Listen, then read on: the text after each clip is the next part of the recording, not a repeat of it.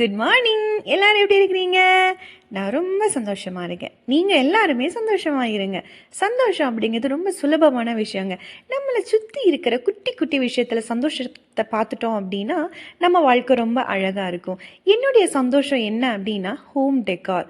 அதில் எனக்கு ரொம்ப பிடிக்கும். குட்டி குட்டியாக ஒரு ஐட்டம்ஸாக ஆர்டர் பண்ணி வாங்கி வச்சு அதை கரெக்டாக அதை ஃபிட் பண்ணி அது எந்த இடத்துல வச்சா அழகாக இருக்கும்னு வச்சுட்டு அது ஸ்கூல் முடிச்சு பசங்க வரும்பொழுது ஆஃபீஸில் இருந்து சார் வரும்பொழுது அதை பார்க்கும்போது வாவ் அப்படின்னு சொல்லும்போது வர ஹாப்பினஸ் இருக்குல்ல, ஐயோ அது எனக்கு எவ்வளோ கொடுத்தாலும் அது பத்தாதுங்க.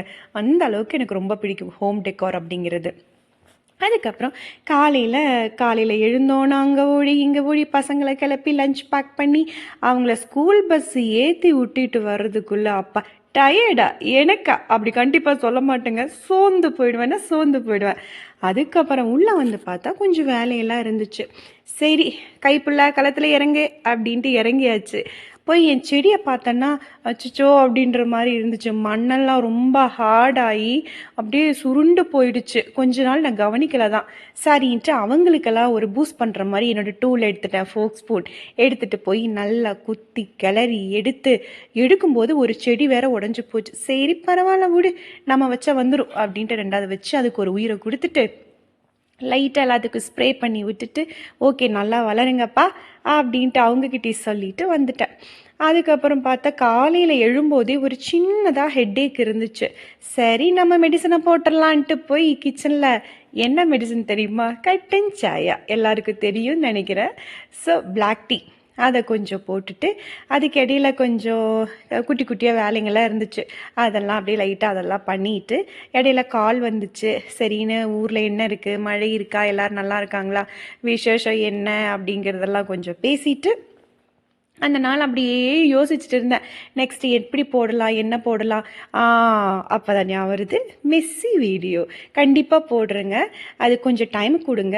இப்போ நான் போடுற வீடியோஸ் மாதிரி ஜஸ்ட் லைக் தட் அவனுடைய வீடியோஸ் நான் போட முடியாது.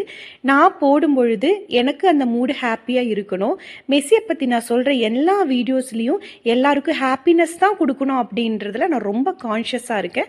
ஸோ கொஞ்சம் எனக்கு டைம் கொடுங்க. நான் கண்டிப்பாக அழகாக அந்த வீடியோவை ரெடி பண்ணி நான் போடுறேன்.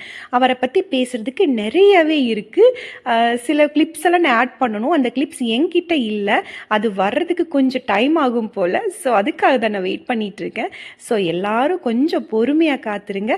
அழகான வீடியோவாக ரொம்ப பாசிட்டிவாக இருக்கும் அந்த வீடியோவை நீங்கள் பார்க்கும் பொழுது.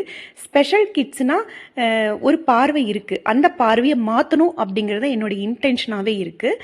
ஸோ ஸ்டே டியூன் எல்லாருமே.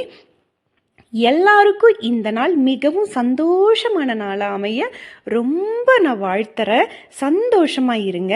அப்புறம் நான் எதுலேயும் சொல்லி இருக்க மாட்டேன், சப்ஸ்கிரைப் பண்ணுங்கள், லைக் பண்ணுங்கள், மறக்காமல் கமெண்ட் பண்ணுங்கள். உங்கள் கமெண்ட் எல்லாமே எனக்கு ரொம்ப ஹாப்பினஸ் கொடுக்குது. அப்புறம் ப்ளீஸ் எல்லாருக்கும் ஷேர் பண்ணிடுங்க. நெக்ஸ்ட் வீடியோவில் பார்க்கலாம். Stay tune.